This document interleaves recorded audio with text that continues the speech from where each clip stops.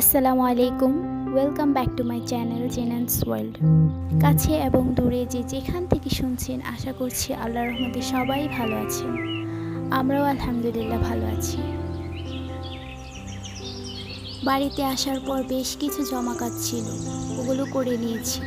সংসারে টুকটাক কাজ তো থাকেই, সেগুলোও করে নিয়েছি। মনটা তেমন ভালো নেই। কেউ আগুনে পুড়ে মারা যাচ্ছে, আবার কেউ বা পানিতে ডুবে। জীবন যেন খুব অসহায় হয়ে পড়েছে। সিলেটে ভয়াবহ বন্যা হয়েছে, এটা বাংলাদেশে আমরা সবাই কম বেশি জানি। সিলেটে বন্যার ঘটনা সত্যিই খুব দুঃখজনক।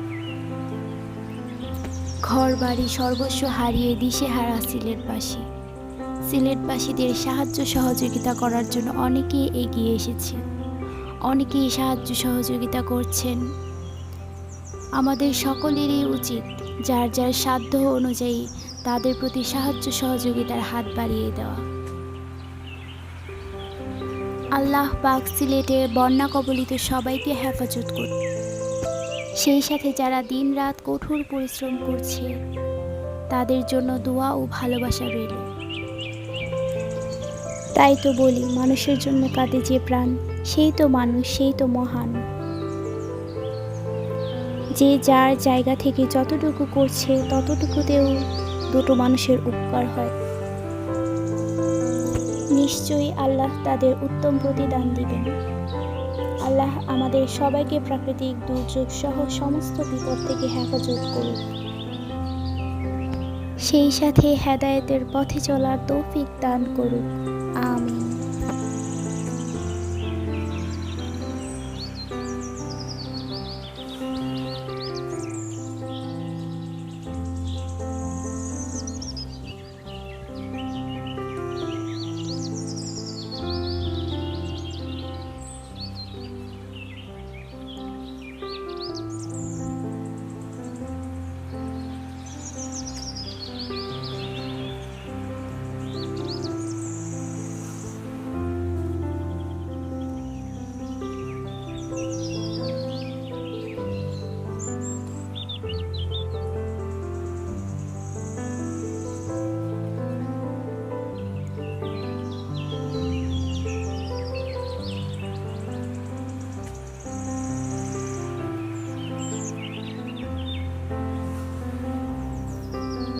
বাড়ি থেকে আসার সময় আম্মু কিছু না কিছু কিনে দেন। এবার আম্মু আমাকে আপুকে দুজনকে কিচেন র্যাক কিনে দিয়েছেন। তো ভাবলাম আপনাদের সাথে শেয়ার করা যেতেই পারে, এতে আপনারাও কিছু আইডিয়া পেয়ে যেতে পারেন। এই র্যাকটা আমরা নরসিংদী বড়বাজার থেকেই কিনেছি। এটা বেশ মজবুত, দেখতেও খুব সুন্দর।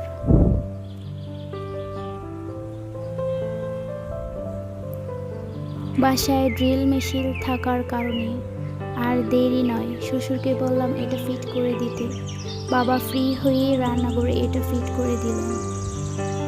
আগে ভাবতাম দেয়ালে ড্রিল মেশিন দিয়ে ছিদ্র করা খুবই সহজ, কিন্তু না, এই ধারণাটা ভুল ছিল।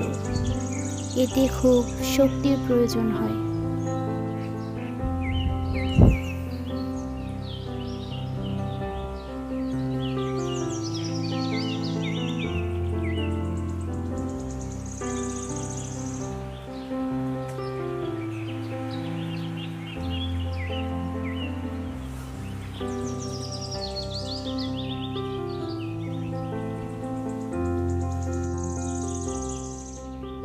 টিস্যু দিয়ে দিলাম যেন পানিটা ঝরে টিস্যুতে পড়ে, পরে টিস্যুটি এমনিতেই বাতাসে শুকিয়ে যায়।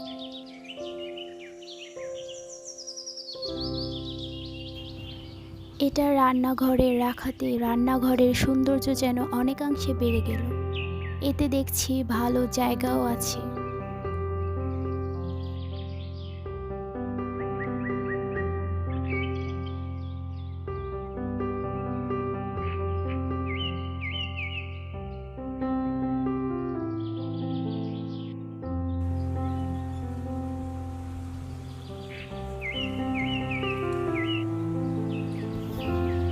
সেটিং করতে করতে অনেকটা দেরি হয়ে গেল, তাই আজ আর বেশি কিছু নয়, মাংস আর ডাল দিয়ে দুপুরে লাঞ্চটা সেরে নেব।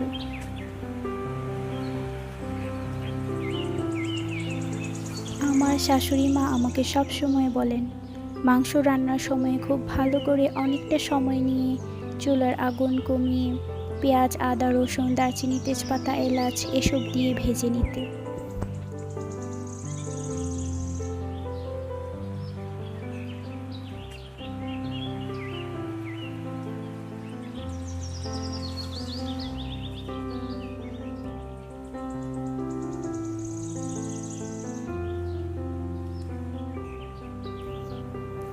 সমস্ত মশলা দেওয়ার পর হালকা কষিয়ে নিয়ে এবার মাংস দিয়ে দিলাম।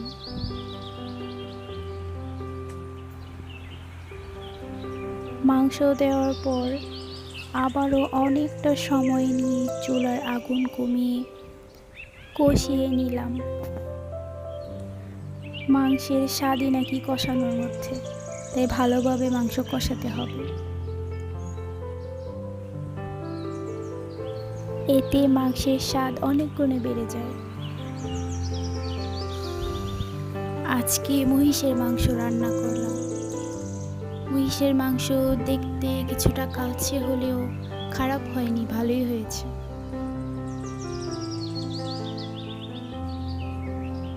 আম দিয়ে টক ডালও রান্না করে নিলাম।